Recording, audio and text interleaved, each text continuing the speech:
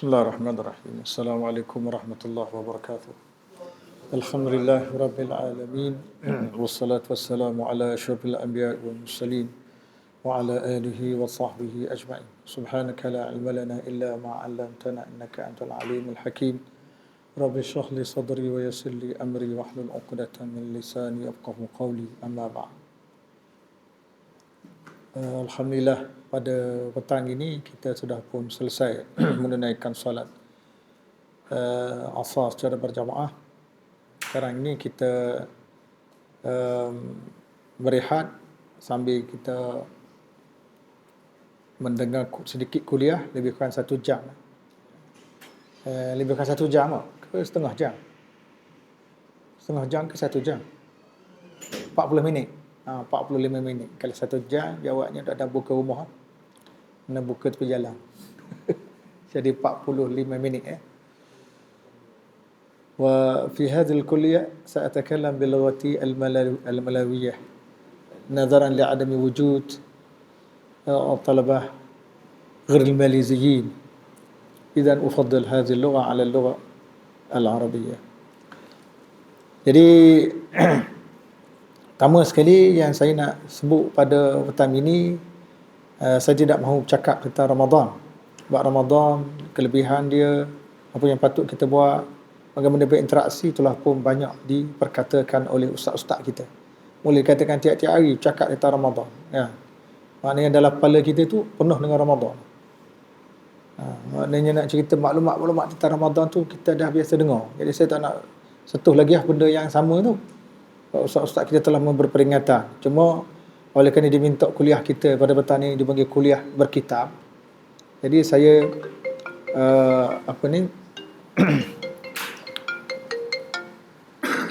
ada.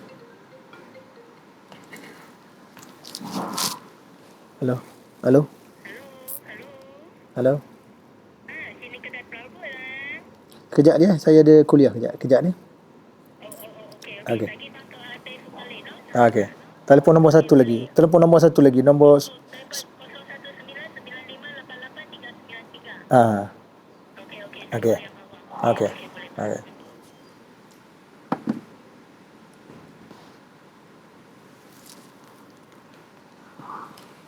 Banyak kerja pula nak telefon. Kita nak ceramah, dia nak telefon. Kita nak telefon, dia nak ceramah. Jadi pada petang ini saya akan menyentuh tentang satu buku. Sebenarnya buku ni dalam proses cetak. Buku saya ni akan dicetak oleh Manhaj Clear Publication. Tak cetak lagi lah. Tapi buku ni telah pun siap 2 tahun lepas. Dan saya sudah pun menggunakan buku ini untuk mengajar di Masjid Alwi sebagai kuliah subuh. Tapi petang ni kita sempat Ramadan 3-4 kali je. Rasa 3-4 kali je. Sehingga pada 8 bulan kan saya. 8 bulan kita tak dapat buat lah. 8 bulan saya sebab pun kembali ke tanah air. 8 bulan tu saya balik dah. Jadi tak ada 8 bulan. Okey. Buku yang saya maksudkan ialah Ensiklopedia Adab dalam Islam. Saya buat satu buku yang agak lengkap, mengandungi lebih daripada 600 muka surat. Kita kumpul semua adab. Daripada sebesar-besar adab kepada sekecil-kecil adab. Dan saya melihat sangat penting untuk diketengahkan pada pelajar tentang adab ni lah. Sebab hari ini orang bercakap tentang ramai pelajar yang tidak ada adab. Tidak seperti zaman saya belajar dulu. Pelajar kita memang diajar pertama kalinya adab. Hatta kita lihat di Jepun di Jepun, negara bukan Islam, mereka mengajar pelajar-pelajar mereka adab terlebih dahulu. Bila adab itu sudah selesai, baru mereka akan muatkan dengan ilmu. Waktu Jepun kita tengok adab dia sangat kuat. Walaupun adab dia itu dipanggil adab masyarakat Jepun, dia bukan adab Quran Sunnah. Jadi kita hari ini kita cuba melihat sedikit tentang adab yang ada dalam Quran, dalam Sunnah, bagaimana kupasan para ulama. Sebenarnya kitab adab ni besar. Ada seorang pelajar saya, dia telah menterjemahkan satu kitab adab yang dikarang oleh seorang ulama pada Jordan. Dia terjemah kitab adab tu. Saya tengok ada di pasaran. Tapi yang saya buat, dia terjemah tu lebih kurang dekat-dekat 300 muka surat lebih. Jadi saya buat ni 600 muka surat lebih. Moleknya pelajar kena belilah masa keluar. Jadi buat masa sekarang ni kumpul duit lah. Simpan duit 10 sen sehari. beli buku ni. Sebab adab ni satu benda yang sangat penting buat masa sekarang ni. Hasan Basri menyebut, Hasan Basri kata adabul ilmi aksar minal ilm. Adab menuntut ilmu itu lebih banyak daripada ilmu itu sendiri. Adabul ilmi aksar minal ilm. Adab menuntut ilmu lebih banyak daripada menuntut ilmu itu sendiri. Adab ni menyebabkan kita mudah dimasuki ilmu. Pentingnya adab. Baik. Jadi saya tidak pancau lah. Kalau saya pancau dia mungkin ada pelajar-pelajar boleh tengok, tetapi saya baca je. Mungkin bila kita mendengar apa saya baca ni boleh tulis lah. Sebab tu saya minta pelajar kalau boleh bawa lah kertas-kertas A4 ke B4 ke bolehlah tulis sikit daripada kita bawa linga saja. Sebab linga kita ni tidak begitu boleh takak sangat bab ilmu gini. Kita hanya boleh takak bila kita cakap bab air. Nak beli air ni linga kita tepat. Kalau bab ilmu ni macam-macam kita komplain, kita kata cepat lah macam-macam. Okey. Pertama sekali, apa yang dikatakan sebagai adab? Menurut Al-Imam Ibn Al-Qayyim, adab membawa maksud himpunan sifat-sifat yang baik yang terdapat pada diri seseorang hamba. Himpunan sifat-sifat yang baik yang terdapat pada diri seseorang hamba, dan ia tidak ubah bagaikan hidangan yang dikelilingi oleh orang ramai. Ini kata Imam Ibn Al-Qayyim. Himpunan berbagai-bagai sifat baik yang ada pada diri seorang, maka itu kita namakan sebagai adab. Beliau juga menegaskan hakikat adab ialah menunjukkan akhlak yang baik. Dia bukan saja faham tentang apa itu akhlak yang baik, kita berusaha untuk menunjukkan akhlak yang baik. Siapa yang patut kita tunjukkan? Nanti saya akan jelaskan. Sebab di sini banyak, saya muatkan dalam buku ni terlalu banyak adab-adab yang perlu kita tunjukkan. Bagi setengah ulama, yang dikatakan adab ialah menggunakan segala perkataan, amalan dan hal-hal yang baik.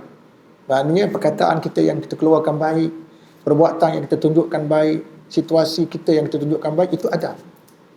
Itu sebenarnya adab.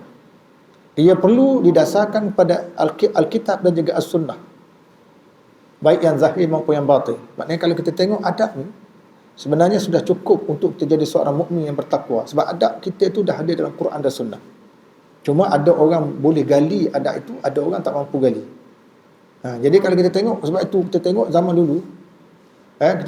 dulu, umat Islam ini memang terkenal sebagai umat yang kuat menjaga adab, yang tinggi adab. Contoh kita tengok dalam hadis Al-Bukhari. Dalam hadis Al-Bukhari menceritakan Rasulullah berkata kepada Abu Dzar, innaka imru'un fika jahiliyah. Engkau ini individu yang masih terdapat unsur jahiliyah kepada dirimu. Kalau kita baca hadis ini, pasal apa? Hadis ini sahih lah, sahih Bukhari. Kerana Abu Dzar ni satu ketika dia pernah mencaci seorang lelaki dengan menyebut keaiban-keaiban kepada ibunya, ibu lelaki tu. Jadi apabila berlaku begitu, Nabi dengar, Nabi marah. Nabi marah kepada Abu Dzar. Nabi kata, hamba-hamba kamu tu, yang kamu, orang-orang yang kamu anggap hamba kamu tu adalah saudara kamu juga, saudara kita jugalah. Walaupun dia bertaraf hamba, tapi dia saudara semanusia dengan kita. Jadi Abu Dzar ni setelah dia mendengar hadis tu, dia ni apabila dijumpai oleh sahabat lain, dia dengan hamba dia lebih kurang sama. Kalau dia makan memakan makanan sedap-sedap, hamba dia pun makan yang sedap-sedap. Kalau dia pakai pakaian yang baik-baik, hamba dia pun pakai pakaian yang baik-baik. Setelah dia mendengar Nabi kata begitu. Dalam hadis saya baca tadi tidak disebut Abu Dzar berkata kepada Bilal bin Rabah. Hadis itu tak sebut. Kalau biasa kita dengar kisah Abu Dzar dengan Bilal bin Rabah. Hadis tadi tidak sebut. Cuma dia kata dia dengan hamba dia. Dia dengan hamba dia. Itu nak cerita tentang adab. Tentang adab. Jadi adab ini memang kehebatan seseorang itu dalam dirinya duduk pada adab. Saya ingat guru saya dulu, dia balik belajar daripada Mekah. Belajar 24 tahun, balik ke Mekah. Dia pergi melawat tok guru dia. Itu zaman dulu. Dia melawat tok guru dia, dia masuk rumah tok guru dia, langkah kaki kiri. Dia masuk kaki kiri. Biasalah nak cepat kan. Tapi tok guru dia, orang dulu kan dia tekan adab lah. Dia nampak kamu tu langkah. Dia kata, macam mana kamu belajar di Mekah? Kamu masuk rumah aku tak kaki kiri. Apa yang kamu dapat belajar di Mekah? Jadi dia tengok pada adab tu dulu. Bukan dia tengok pada kehebatan ilmu. Jadi sebenarnya kehebatan ilmu dan adab tu dia sama-sama naik. Itu benda yang sangat penting sebab kita beradab, maka ilmu mudah lekat di dalam jiwa kita. Imam Ibn Qayyim menyatakan adab adalah agama. Adab itu adalah din. Al-adabu huwa dinu kulluh, kata Ibn Qayyim. Adab tu agama sebenarnya. Ya, mana baik adab kita, baik agama kita. Buruk adab kita, buruk agama kita. Ibn Qayyim menganggap adab tu macam agama seluruhnya. Menutup aurat, berwuduk, mandi junub, membersihkan diri daripada kotoran dan seumpama yang termasuk dalam adab. Beliau memasukkan kategori tutup aurat itu masuk kategori adab, dia kata. Selain daripada dihukum syariat, dia masuk adab. Itu hukum syariat dah. Dia masuk juga adab. Adab dengan Allah Ta'ala. Macam kalau kita pergi outstation kan. Lepas tu kita sewa hotel tu lah. Hotel apa? Hotel murah tu. Hotel apa? Hotel murah. OU. Bukan OU. OU. Kita sewa hotel OU tu kan. Bila kita duduk di hotel, kadang kain basahan pun tak ada. Kain basahan untuk kita mandi tu tak ada kan. Maka kita pun mandi kotak-kotak. Pada mana ada kita dengan Allah Ta'ala? Tidak perasan ke bahawa Allah sedang melihat kita? Jadi di situ, kalau saya pergi, saya akan bawa kain basahan. Kita bawa kain basahan lah untuk kita tutup aurat kita. Walaupun kita duduk dalam bilik mandi tu, memang tertutup dah, tak ada orang tengok. Cicak pun tak tengok, cicak pun malu nanti. Kan, nak bulan puasa ni, cicak pun bertakwa. Itu dia adab. Adab kita, walaupun tak ada orang tengok, tapi kita perasa Allah Ta'ala tengok. Kalau kita baca dalam Ihya Ulumuddin, ada cerita yang boleh kita terima. Dia ada cerita tak boleh terima, ada cerita boleh terima. Ada di antara cerita yang boleh kita terima ialah kisah para sahabat Nabi. Terdiri pada golongan Ansar. Mereka ni berkahwin. Apabila mereka nak cabut pakaian untuk menyetubuhi isteri tu, malu. Dia rasa malu sampai tahap tu. Memang masa tu tak perlu malu. Kalau malu, macam mana bini kita nak mengandung, nak apa, tidak berlaku persetubuhan lah. Tapi para sahabat Nabi ni nak cabut pakaian dia untuk bersama isteri yang telah pun halal, malu.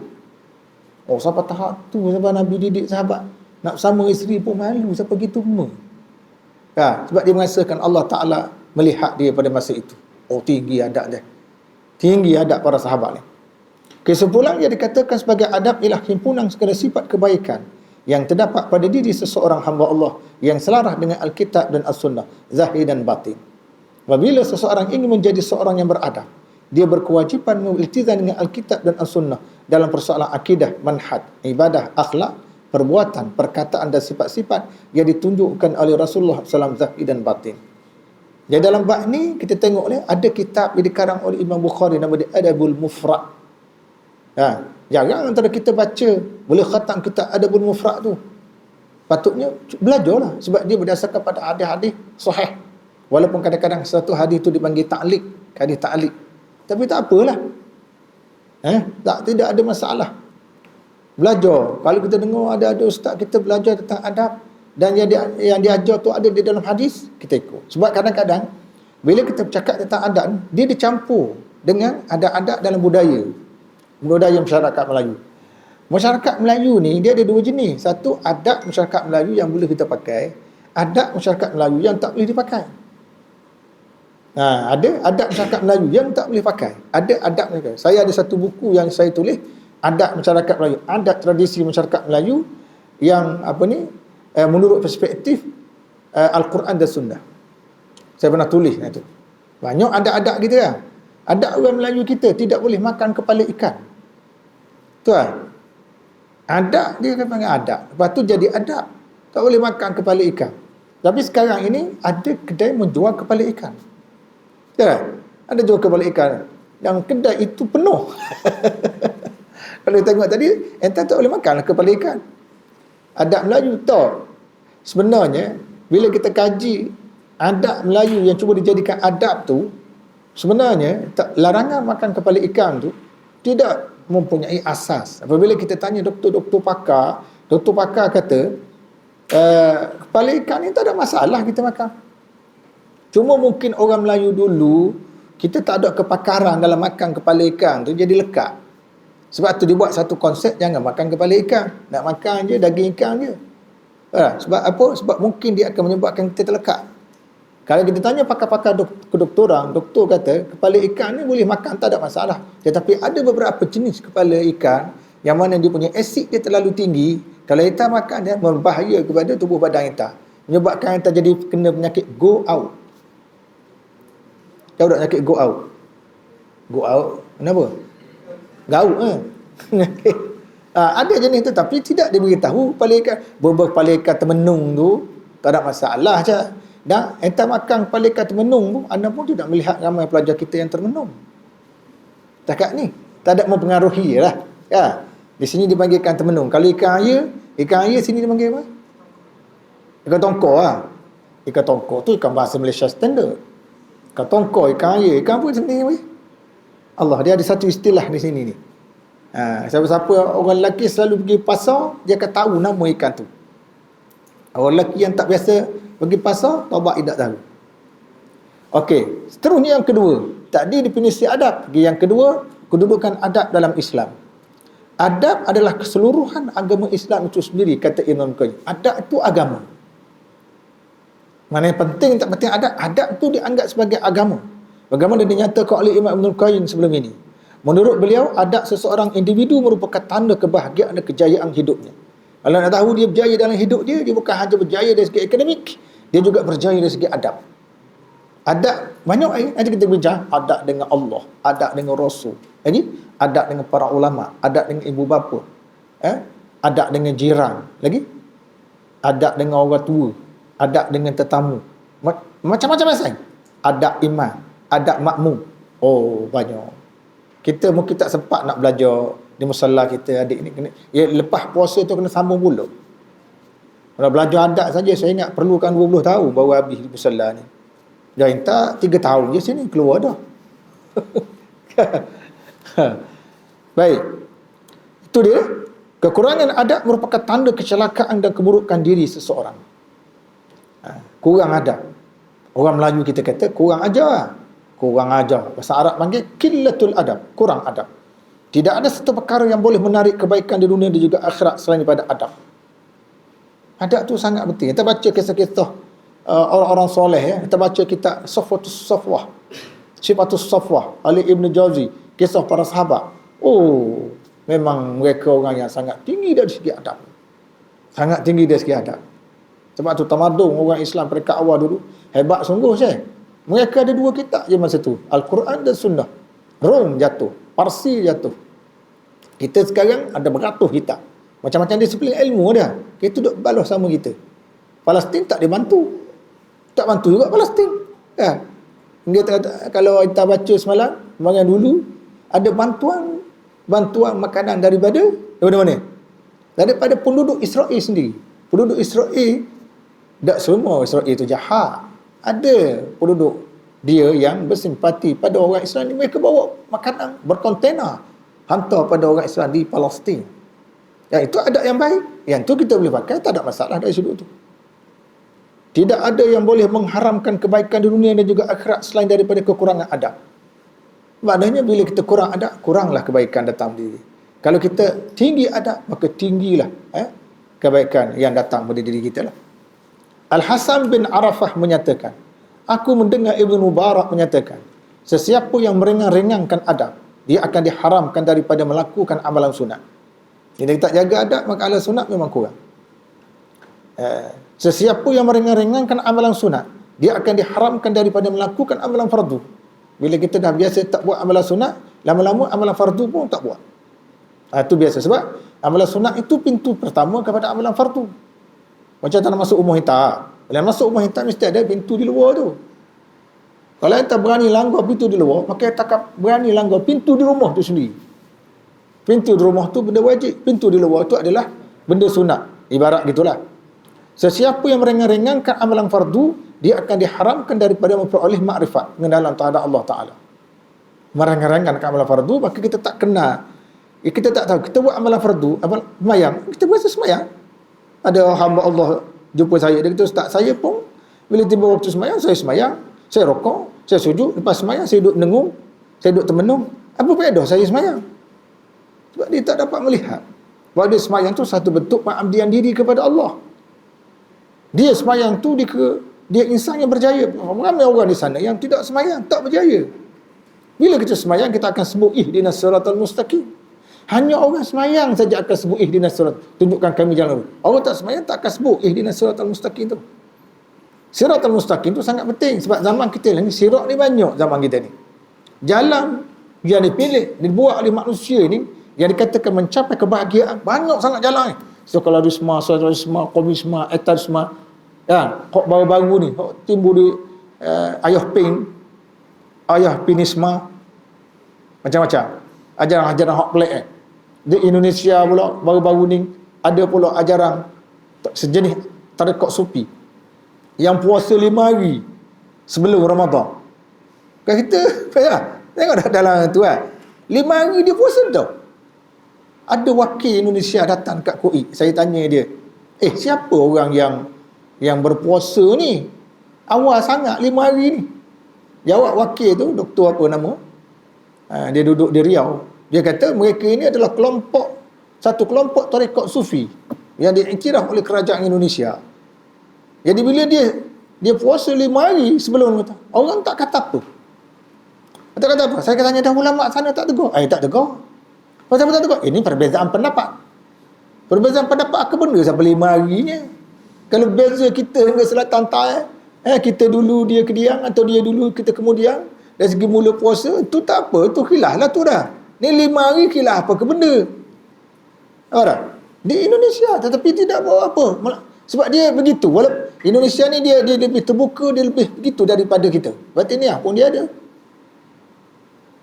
Di Malaysia ni dia kata kita ini agak terkawal sikit, kita agak terkawal sikit lah. Tapi kita dengar lah. Jadi antara ini saya sebut ni sejenis ajaran ni, sejenis sirat, jalan menuju, dia katakan jalan menuju pada Allah. Ayah Pen kata nak tuju pada Allah, ikut ajaran dia. Sekularisme kata ikut ajaran dia. Macam-macam aja. Satu aja jalan menuju pada Allah yang selamat pada kita, iaitu ihdinas siratal mustaqim. Sirat apa tuan-tuan? Sirat maknanya jalan. Jalan kata Imam Ibnul Qayyim dalam Madarijus Salikin ada 2. Jalan ni ada 2 je. Atas dunia satu, akhirat satu. Sirat yang kita belajar buku akidah. Sirat tak ada sirat. Sirat tu mana apa? Titian. Setiap orang akan melalui sirat. Di akhirat besok setiap orang akan melalui sirat, kan? Itu kita belajar sikit akidah, betul tak? Tapi sebelum kita lalu sirat di akhirat, kita kena tempuh sirat di dunia. Sebab tu Imam Ibnul Qayyim kata, bagaimana bentuk kita menyeberang sirat di dunia ni, cepat atau tidak, betul tak betul, lengkap tak lengkap, beradab tak beradab, maka begitu kita akan menyeberang sirat di akhirat. Sebab tu kita tengok manusia yang akan menyeberang sirat di akhirat tu dia berbagai-bagai. Ada yang menyeberang jatuh ke bawah, ada yang menyeberang jatuh disambut oleh kawan dia tarik balik. Macam kita kata kak, kita jalan kawan kita demung dia jatuh dalam api neraka tu, kawan dia pegang tangan dia, pegang kuat lah. Apa tu? Nak gambar-gambar di dunia dahulu style hidup dia, lifestyle hidup dia. Kita nasihat buat maksiat, dia taubat, lepas tu dia buat maksiat balik, maka artinya dia menjerumuskan diri dia ke dalam neraka. Sebab tu kalau kita masing-masing nak menyeberang sirat di akhirat dengan baik, maka atas dunia ini kita seberang sirat dengan baik dulu. Proses menyeberang sirat di akhirat itu bermula prosesnya menyeberang di sini lagi. Semenjak kita balik, kita dalam proses menyeberang sirat. Tak? Sirat dunia ni apa kata Ibnul Qayyim? Sirat dunia ni ialah Islam. Bagaimana kita menghayati ajaran Islam? Bermula kita balik. Sampai kita mati, maka begitulah watak kita ke mana kita menyeberang sirat di akhirat. Lepas tu kita tengok di sana ada orang macam-macam. Nabi-Nabi ni, dia duduk depan je kat sirat tu. Nabi Muhammad, walaupun dia kata mula-mula nak start jalan, dia kata ummati, umatku. Tapi pergerakan di pantas macam kilat, sekelip mata, dia sudah pun ada dalam syurga. Ada yang bergerak bagaikan kilat, ada yang bergerak bagai kuda yang kencan, ada bergerak jalan kaki. Apa semua tu? Iaitu style kehidupan kita di dunia ini. Style. Kalau kita berdepan dengan Islam ni, kita jenis malas, kejap rajin buat, kejap tak. Tengok di akhirat besok. Sekejap kita cepat berjalan, kejap kita lambat berjalan. Cahaya yang melingkungi kita kejap nyala, kejap malap, kejap nyala, kejap nyala. Macam orang munafik. Orang munafik, bila dia nyeberang, kejap cahaya dia nyala, kejap dia padam, kejap dia nyala, kejap dia nyala. Sebab itu gambaran hidup dia dunia dulu. Sekejap dia beriman, dia bersungguh. Bila berada di belakang orang Islam, dia merancang sesuatu untuk menjahannamkan orang Islam. Dia perobok orang Islam. Maka Allah Ta'ala gambarkan orang ini ketika dia berada di atas sirat.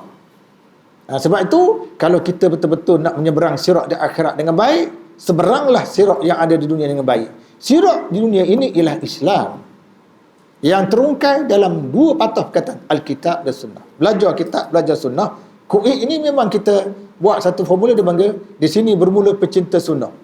Kan? Antum faham ke apa makna istilah di sini bermula pecinta Sunnah tu? Kita memang nak bina pelajar kita memahami Sunnah, supaya pelajar kita bila keluar dia lain, dia pelajar universiti lain. Setiap universiti tu kena ingat dia ada nih dia. Dia ada style dia, dia ada kekuatan dia. Jadi kita nak pelajar kita keluar ni, satu kekuatan dia ialah yang tidak ada pada pelajar universiti lain. Pelajar kita dapat, kalaupun dia tak dapat hafal Sunnah, dia dapat menunjukkan watak-watak orang Sunnah. Cakap dia baik, perbuatan dia baik, tindakan dia baik. Kita nak macam tu. Itu kesemewaan kita. Biarlah kita ni satu universiti yang kurang dikenal orang, tapi tidak mengapa. Biar makhluk tidak kenal kita, tapi Allah kenal kita. Kita nak jaga. Kemudian seterusnya, kenapa kita perlu pada adabnya? Nombor 3, tadi nombor 2. Nombor 2 kenapa? Kedudukan adab dalam Islam. Nombor 3, pasal apa masyarakat Islam sekarang perlu kepada adab? Masyarakat Islam sangat berhajat pada menghiaskan diri dengan adab dan merealisasikan dalam kalangan setiap individu umatnya. Kenapa? Sebab berikut. Pertama, beritizan dengan adab akan melahirkan ketenteraman, keamanan dan ketenangan pada umat Islam. Hak-hak mereka terjamin, nama baik mereka dihormati dan kedudukan mereka terpelihara.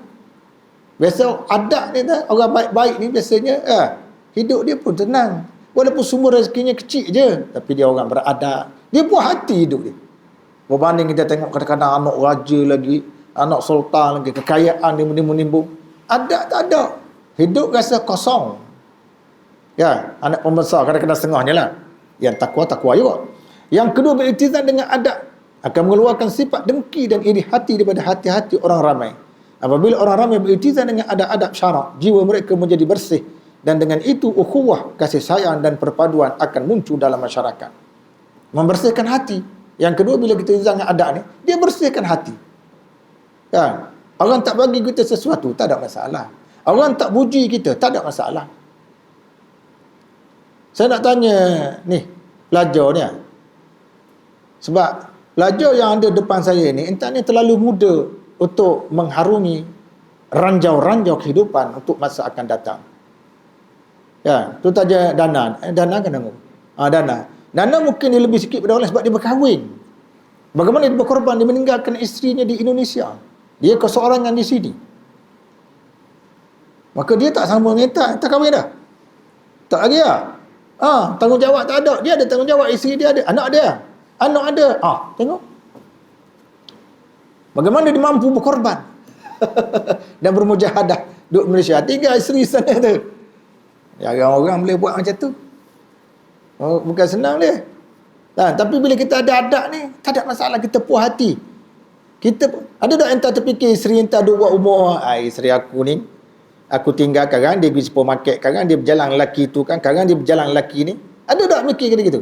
Sebenarnya apabila kita ada adab di dalam jiwa kita, tak ada fikir benda tu. Aku tinggalkan dia di bawah peliharaan Allah. Allah pasti jaga dia. Selesai. Jadi jangan duk sok sangka, duk mikir benda bukan-bukan. Yang ketiga, beritizan dengan adab merupakan jalan memperoleh ilmu bermanfaat. Bila beradab ni, ilmu bermanfaat cukup banyak. Bila kita beradab ni. Sebab itu, Imam Malik, zaman dia budak-budak. Imam Malik ni, zaman dia budak-budak, dia baru nak belajar untuk guru dia. Imam Rabi'ah. Dia nak belajar ni. Ibu kepada Imam Malik ni, pakai ke Imam Malik jubah, sembuh minyak wangi, pakai serban. Imam Malik budak-budak ni. Mula-mula nak start belajar. Ibu kepada Imam Malik kata, kamu pergi jumpa Rabi'ah. Belajar adab Rabi'ah itu dulu, sebelum belajar ilmu Rabi'ah. Lepas tu akhirnya, apa berlaku? Imam Malik menjadi lebih hebat daripada tok gurunya Rabi'ah. Rabi'ah kurang dikenali. Imam Malik naik atas. Nampak tak? Itu adab. Imam Syafi'i rahimahullahu ta'ala, dia kata, aku pergi berguru dengan Imam Malik. Setelah Imam Malik jadi alim besar, mengarang kitab Muwatta, hadis ni, mengikut hukum fiqh, tertib disusunan dia. Imam Malik karang kitab tu. Datang Imam Syafi'i, guru Imam Malik. Imam Syafi'i kata, aku membuka lembaran kitab Muwatta tu lah. Aku buka depan guruku lembaran tu dengan penuh kehalusan. Buka satu. Masa dia belajar, dia baca. Imam Malik dengar, dia buka. Aku buka helaian demi helaian dengan penuh kelembutan dan kehalusan, agar tidak didengar oleh Malik suara aku buka kertas tu. Oh, tinggi adab. Kita tidak. Kan, dalam kuliah Ustaz tanya kesat apa? 150 Ustaz. Ya, kadang-kadang kita buka-buka cari. Dia tergelar cari. Imam Malik kata, aku buka haibatan lil Malik. Terlalu hebat pada Imam Malik. Imam Malik pula, adab dia tuan-tuan masa dia mengajar. Imam Malik dari segi adab. Dia mengajar. Dia sengat binatang berbisa 7 kali. Dia tengah mengajar tu, binatang berbisa masuk dalam kain dia sengat. Dia masih mampu tersenyum. Cuba kalau entah duduk dalam kelas anak, entah dia sengat oleh binatang-binatang, entah boleh tersenyum. Ada dah boh. Tak. Kenapa? Minta keluar kejap. Aku rasa sesuatu mengganggu. Lari. Bukan lari dekat-dekat hospital dekat tu. KL tu. Pergi hospital besar Kuala Lumpur tu. Pasal binatang tu bukan binatang berbisa. Imam Malik mampu senyum. Dia sengat binatang berbisa 7 kali dalam hayat dia mengajar. Dia tengah mengajar. Oh. Tapi bukan maknanya nak suruh hentak mendedahkan diri pada binatang berbisa. Bukan waktu. Kita nak cerita tentang adab ulama-ulama dahulu. Macam mana dia? Beriltizam dengan adab merupakan jalan memperoleh ilmu yang manfaat. Penuntut ilmu tidak akan memperoleh ilmu dan keberkatan ilmu tanpa ada adab. Kalau tak ada adab, memang tak ada ilmu. Tokoh salaf terdahulu banyak memberi peringatan pada penuntut ilmu yang tidak beradab. Abu An-Nadhr Al-Faqih misalnya mengatakan, aku mendengar Busnaji, tokoh ulama ni, menyatakan, sesiapa yang inginkan ilmu dan fiqh tanpa adab, berarti dia membuka jalan ke arah pendustaan ke atas Allah dan Rasulnya. Walaupun ilmu tu ilmu fiqh, adab tetap kena ada. Fiqh, belajar fiqh, tapi adab kena ada. Syekh Barq Abu Zaid rahimahullah pula menyatakan, terdapat banyak keterangan syarak yang menunjukkan menghiaskan diri dengan adab dan akhlak yang mulia merupakan ciri utama orang Islam. Ilmu pula tidak akan sampai pada seseorang melainkan setelah dia menghiaskan diri dengan adab dan membersihkan diri tersebut daripada bencana-bencana yang menimpa. Itu kita sebut ni baru mukadimah ni. Adab kita dah sebut lagi adab apa ke benda lah. Kita nak cerita poin penting tu adab, sangat penting adab. Kemudian bagaimana cara untuk memperoleh adab yang baik? Kita bagi satu-satu. Bagaimana cara kita nak pastikan diri kita juga memperoleh adab yang baik? Antaranya pertama, mendidik anak-anak tentang adab semenjak daripada kecil. Mana anak ni daripada kecil ni hendak dah dibiasakan dengan adab-adab yang baik. Contoh, anak-anak jangan dibenarkan masuk 3 waktu. Dalam rumah tu, pada 3 waktu ni, anak-anak jangan dibenarkan masuk. Waktu apa? 3 waktu. Waktu apa? Dalam Quran sebut. Waktu subuh kan? Lagi? Waktu zuhur. Waktu maghrib. Waktu subuh ni waktu ayah mak kita nak mandi apa semua sekali lah. Kan? Jadi dia nak jaga aurat kita. Walaupun kita tu anak dia, tak payah masuk waktu tu. Bagi peluang dia setengah jam untuk dia bersiap apa semua sekali. Ajar anak kita jangan masuk. Duduk dalam bilik dia. Waktu zuhur begitu dia nak bersiap, dia nak sembahyang, nak cabut pakaian. Waktu maghrib pun dia nak mandi, nak cabut pakaian. Waktu-waktu itu waktu sensitif. Jadi dah masuklah bilik dia tu. Kalau nak masuk, ketuk dulu, ketuk. Boleh masuk sekejap, bukan beruh tu. Ayah mak kita tengah tidur. Kan? Yelah, walaupun dia orang tua dah, kita orang dewasa, jagalah adab. Sebagaimana kita berbuat begitu pada ayah mak kita, nanti anak kita pun akan buat begitu pada kita. Kita kena jaga. Nampak Quran sebut simple. 3 waktu tu kena jaga. Orang perempuan pun gitu juga. Jangan masuk-masuk je. Tanyalah. Mak, boleh saya masuk? Ketuk-ketuk sikit. Excuse me. Kan, tanya boleh aku masuk. Kan, sebab itu adalah masa-masa yang mak ayah kita ni dia nak gurau kok dengan ibu kita tu kan. Mak ni ibu, ini ada masa-masa nak gurau. Takkanlah serius je dalam hidup. Dia nak gurau tu kadang-kadang bukan depan kita, dalam bilik Jadi biarlah tertutup sikit. Jangan masuklah waktu tu. Ini waktu emergency. Boleh faham? Gitu. Baik, mendidik anak merupakan kewajipan kedua ibu bapa dan para asatizah di rumah dan di sekolah. Macam di Universiti sekarang, kita belajar cuba mendidik budak-budak perempuan, pastikan pakai pakaian untuk aurat betul. Pakai stocking. Zaman-zaman saya dulu masa ngaji Kuza Kuza ni memang betul-betul dia terak Islami. Budak keluar pagar nak pergi seberang sana, kedai jimat namanya. Nak beli sesuatu tak pakai stocking, dia hambak balik oleh jaga, balik pakai stocking. Tu zaman saya. Zaman sekarang kalau budak nak pergi dia bertemu dengan jaga, budak tu hambak jaga.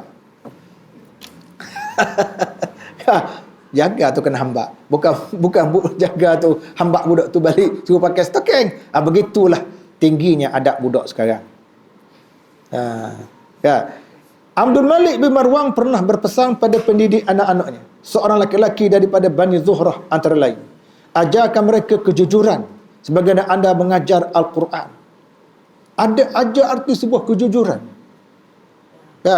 Kejujuran ni satu benda yang sangat penting. Kita belajar dengan penuh jujur. Saya dulu masa saya belajar nak masuk sekolah Arab tahun 80, tahun 79. Ada lagi tahun 1979. Ada lagi ni. Tak ada belaka. Ada mana? Tak tahu. Tahun 79.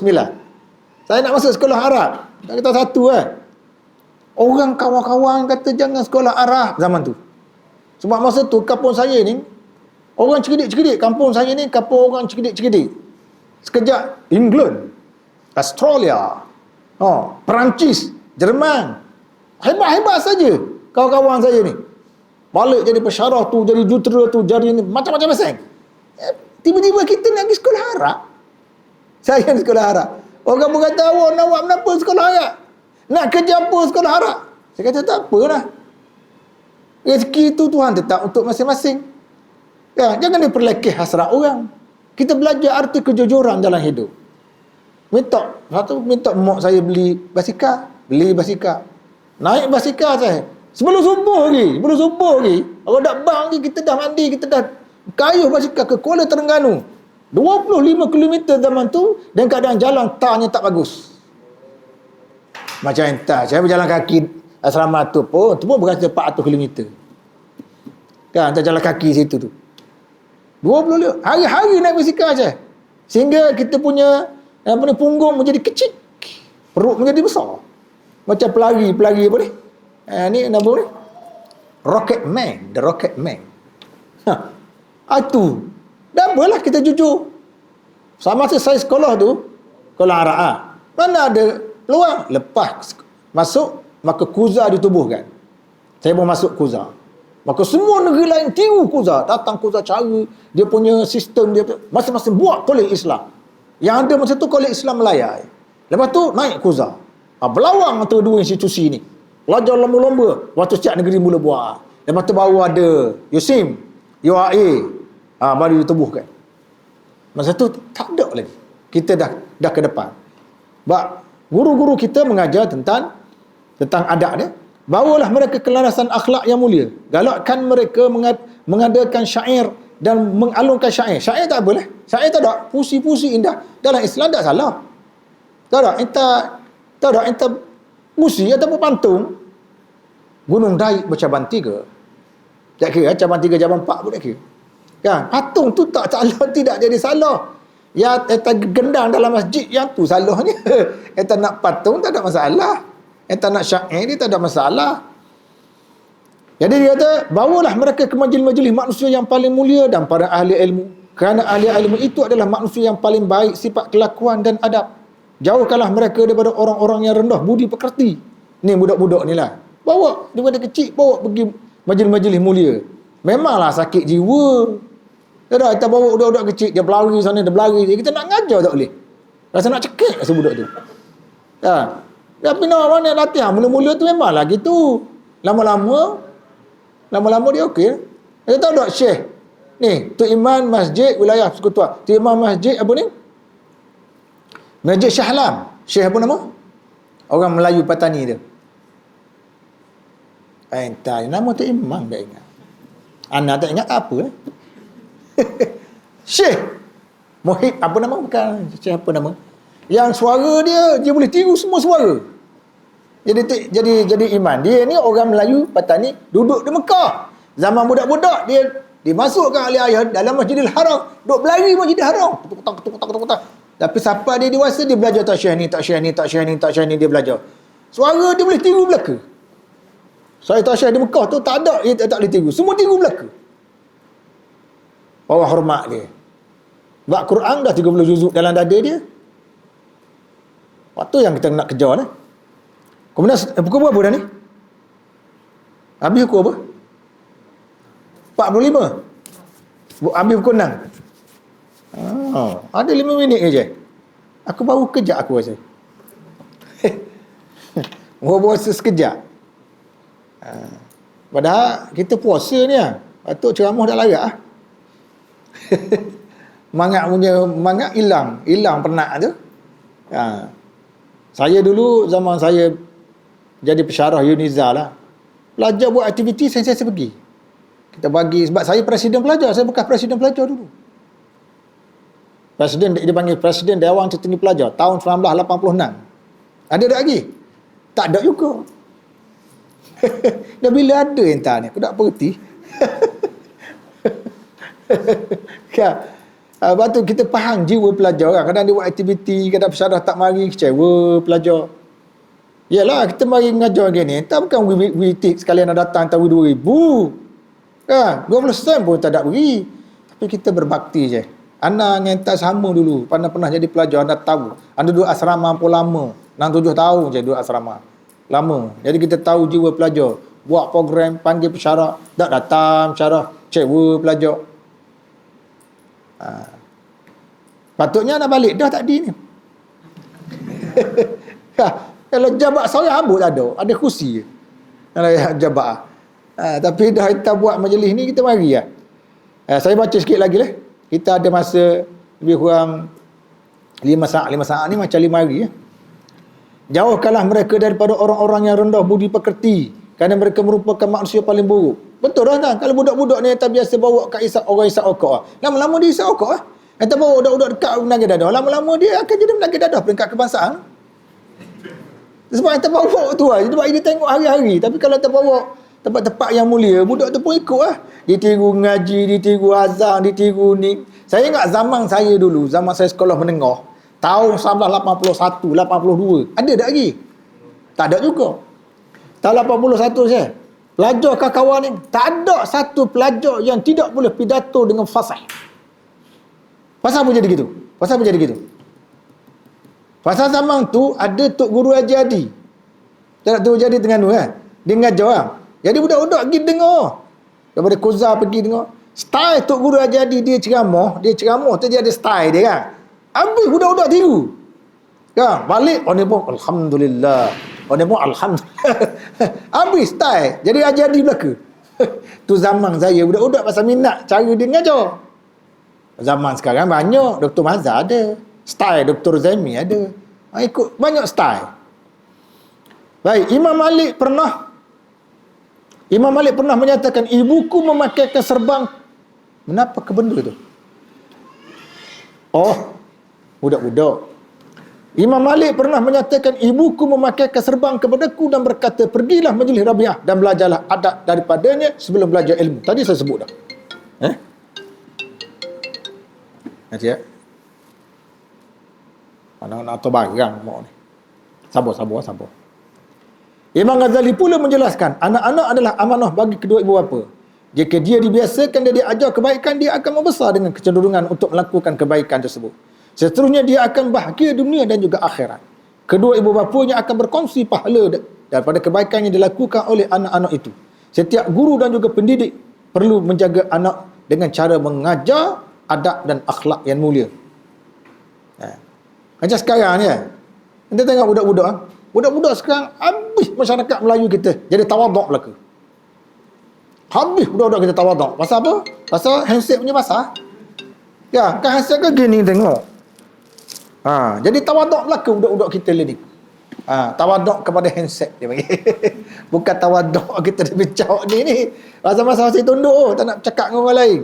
Duduk lapangan terbang pun tawaduk, duduk kedai lain pun tawaduk. Itu yang pertama. Yang kedua, jadi maknanya kita nak bentuk diri kita ni jadi mempunyai adab yang baik, kita kena pergi duduk dengan orang yang adab yang tinggi, baru kita belajar mana. Yang kedua, saya ambil lagi lah 0.1 saat lagi pasal kawan ni telefon bertalu-talu tanpa henti. Yang kedua, kita merenung kisah-kisah yang terdapat dalam Quran, buku-buku hadis dan sirah bagi mengetahui lama ni. Sudah. Nak atas barang. Merenung kisah-kisah yang terdapat dalam Al-Quran, buku-buku hadis dan juga sirah bagi mengetahui pedoman dan adab-adab Rasulullah dan mengintizami majlis dan pengajaran ahli hadis. Jadi kita kena baca banyak kisah. Baca kisah ni, baca kisah ni itulah pentingnya sebab kita nak tengok bagaimana ulama-ulama ini beradab. Ini satu benda yang sangat penting. Jadi saya sempat bagi pada hari ini setakat ni saja dah, iaitu cara kita memperoleh adab, dan insya-Allah selepas ni minggu depan kita akan tengok balik beberapa perkara lagi berkaitan dengan adab, dan kita akan cuba tengok kisah Nabi. Kisah Nabi macam mana adab mereka itu dengan Allah dan mana adab mereka itu dengan masyarakat. Jadi sekadar itu sajalah yang dapat kita sama, dan kita tidak boleh melebihi masa yang telah ditetapkan. Sekadar itu saja. Wallahu a'lam. Wassalamualaikum warahmatullahi wabarakatuh.